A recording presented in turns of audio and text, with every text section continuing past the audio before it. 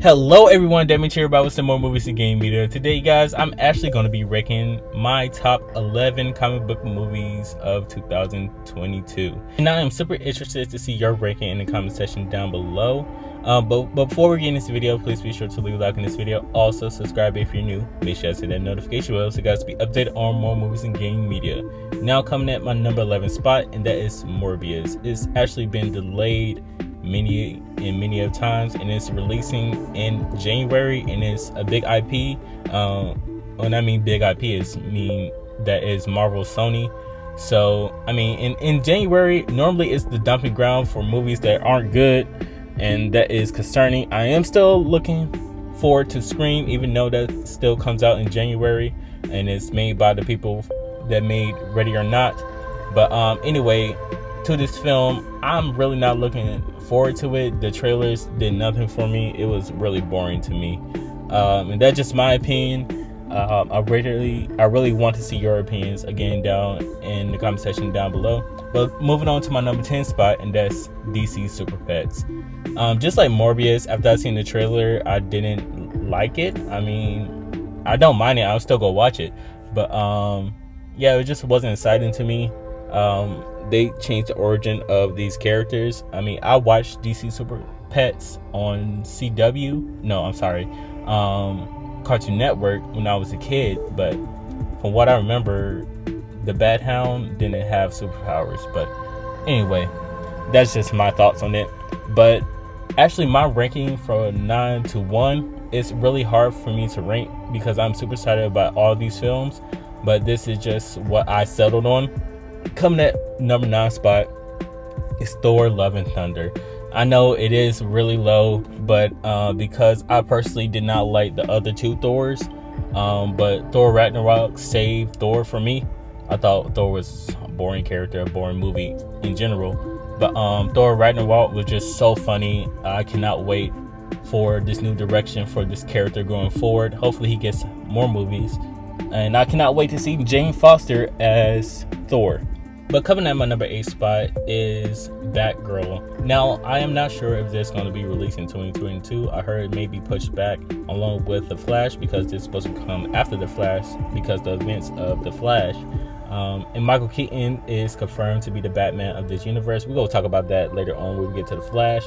But yeah, I am super excited for this film. I'm interested to see Leslie Grace. I heard she is a huge fan of Batgirl, and she's doing the hard work to make Batgirl her own, and also be faithful to the comic books. So I am looking forward to that. I really am. And Brendan Fraser is back. Come on now. I'm a super fan of Brendan Fraser. He was great in George of the Jungle, the Mummy films. But yeah, I'm super excited to see him back. And he's actually going to be the villain, Firefly. And I'm hearing that this is going to lead over into Black Canary, which I'm super excited for that film as well. I will have an update video very, very soon on that project. But now moving forward to my number 7 spot, and that's Black Panther Wakanda Forever. With this situation that's going on with Letitia Wright, are we even sure it's going to be released in November? I really don't know. I mean, I'm still excited for this film. I wonder how they're going to handle Chadwick Boseman's death in this film. I don't know what's going to be made of this film. And also, we have been hearing that Namor will be the villain in this film, and he's kind of like a villainous Aquaman, basically. And also, after that, we get Aquaman in the same year. I mean, technically, Aquaman did it first. I'm just going to be honest with you guys. But I'm still looking forward to this film. Again, it can really go either way. It really can. But coming at my number 6 spot, and that is Aquaman and the Lost Kingdom. I really don't care what anybody say, despite the weak script, and yes, it is weak script of the first film. Aquaman was such a fun movie. Between the direction, what it was going for, or what it was trying to achieve, and what it did achieve. I mean, it was a $1 billion movie, the first $1 billion DCEU movie. So yeah, I'm looking forward to the sequel. It looked like it's going to be bigger and better. Hopefully they have a better script, because I couldn't take Black Manta seriously at all, and the actor that plays him is a great actor. So I was like, it was just horrible. I didn't like it at all. But coming at my number 5 spot, and that is Black Adam, the movie that has been a decade in the making. It looks fun. I am super excited to see it. I can't wait till we have a trailer. I believe it come out in March. Not in March, I'm sorry. In the summer, maybe July. But yeah, I am super excited for this film. Black Adam, again, looks very good. I can't wait to see the JSA. And it's going to be a certain character that was in the Suicide Squad that's going to make an appearance. If you guys know, you guys know. But moving forward, now to my number 4 spot, and that is The Flash. This is why I ranked this film so far up, because again, it's taking inspiration from Flashpoint. It is supposed to correct some mistakes with the DCEU going forward. And Barry Allen will be going back to save his mom. Again, inspiration from the Flashpoint film, but this time he's going to end up in the Tim Burton's Batman universe. And I hope that with this film, it actually has like the same cinematography when he goes into the Tim Burton universe, because I think that would be visually cool. I like that. Again, because I rewatched that last month. But yeah, I cannot wait to see that. But anyway, what I want to say, what it refers to DC and this whole multiverse, again, both people can do it.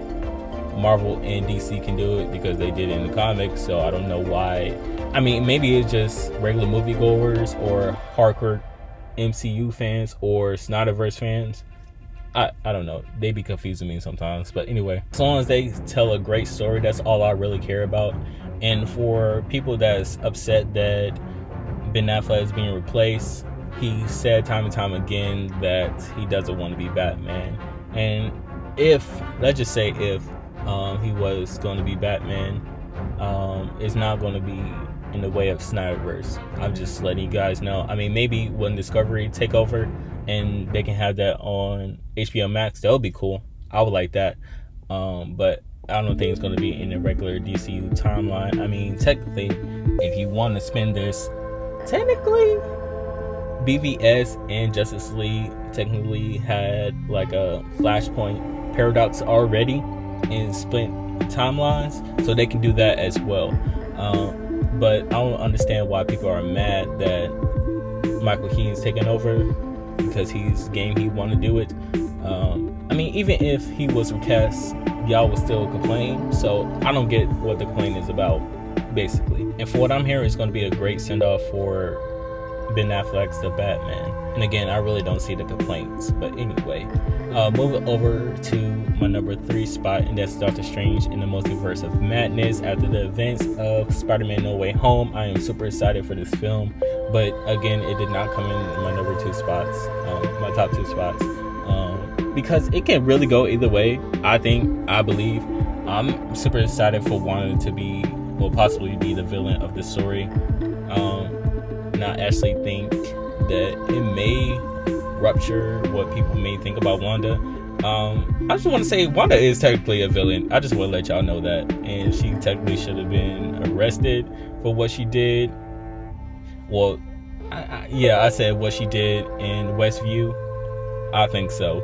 But she gets away with a lot of stuff and y'all just let her go. But anyway, I'm just going to move on. We're just going to move on. Y'all not ready for that conversation. Moving on to my number 2 spot, and that is The Batman. The Batman movie is possibly the first Batman movie that I felt like I'm reading an actual comic book. I'm just saying, that and Logan, I feel like those the only 2 that I feel like is an actual comic book coming to life to me. Also, the trailer just dropped today, and it looks really, really good. I'm really excited for this film. I cannot wait till March 4th. I'll be there opening weekend. I don't care what Omicron does. I'm gonna be there. All right, I'm gonna be there. But anyway, moving at my number 1 spot, and that is Spider-Man Across the Spider-Verse Part 1. Now, I had a huge blast with Spider-Man Into the Spider-Verse. I thought it was one of the greatest films that came out in 2018, and I still think it's the best Spider-Man film, period. I think it's better than No Way Home. I'm sorry to tell you guys, but it's the truth. And I mean, from the script, the art style, the action, it's just a good movie, period. I just love the film wanting more. and I cannot wait to see what's going to be happening in this new film, and it's a 2-parter as well. Come on now, I'm gonna be there. But that is my top 11 list for the movies, well, comic book movies of 2022. Let me know your ranking in the comment section down below, and I'll see you guys soon for more videos. Peace.